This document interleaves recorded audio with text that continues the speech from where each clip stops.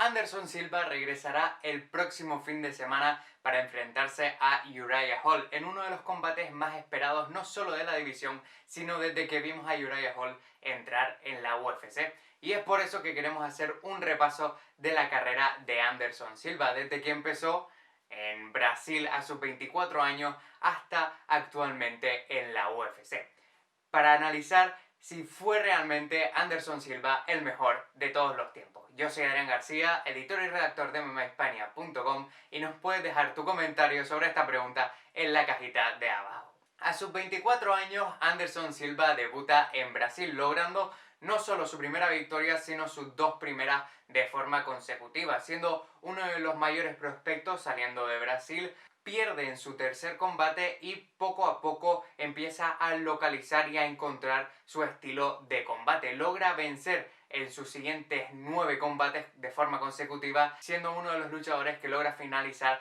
a mayor número de contrincantes desde que empieza en el octágono. Por eso muchos de los scouts que estaban saliendo en Japón y en China en esa época empiezan a mirar hacia Brasil y localizan a Anderson Silva. Van, lo recogen y se lo llevan para que pelee en Japón. Y tan solo en su primer combate impresiona tanto que tras vencer en ese primer combate en la compañía logra pelear por el título y se convierte en el primer campeón brasileño del peso welter en Japón, siendo uno de los luchadores más entretenidos. En su paso por Cage Rage y Pride, Anderson Silva se gana la mirada de todo el mundo, y es ahí cuando entra la UFC.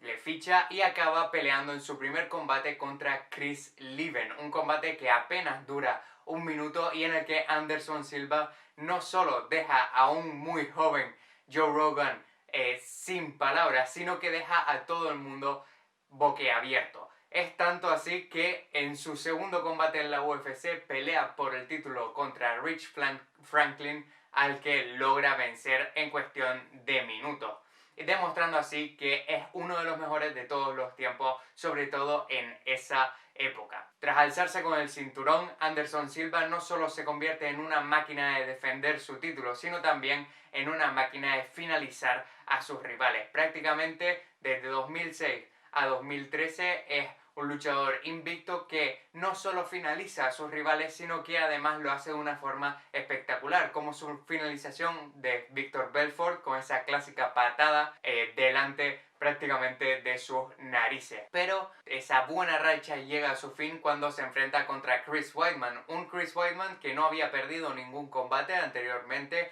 un Chris Weidman que en los pies todavía estaba un poco tentativo, no sabía muy bien, no había encontrado ese manejo, esas combinaciones, pero que Anderson Silva, en ese ánimo de demostrar lo bueno que era, de seguir luchando y dando espectáculos sobre todo a los asistentes de los eventos de la UFC, acaba dejando su barbilla en el aire y Chris Weidman logra finalizarle, convirtiéndose así en el primer luchador en vencerle en la UFC.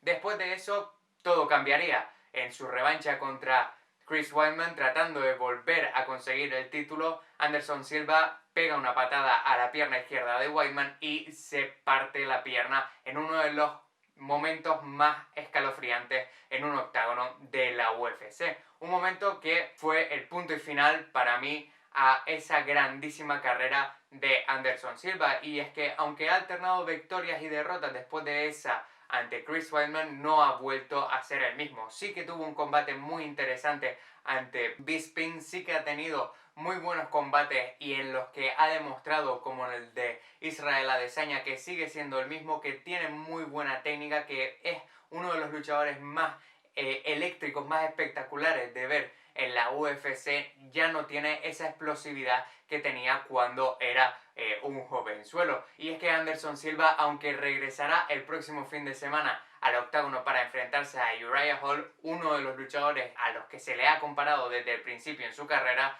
Anderson Silva evidentemente ya no es el mismo. Y respondiendo a la pregunta que planteábamos al principio del vídeo, ¿es Anderson Silva uno de los mejores de todos los tiempos o el mejor de todos los tiempos? Solo hay una respuesta, y es que sí, es uno de los mejores de todos los tiempos. Logró atraer esa visión de todo el mundo a la UFC, logró impresionar, sobre todo defendiendo ese título de forma tan consecutiva y de forma tan enfática, finalizando a prácticamente todos sus rivales, y logró convertirse sin duda alguna en uno de los baluartes de la UFC.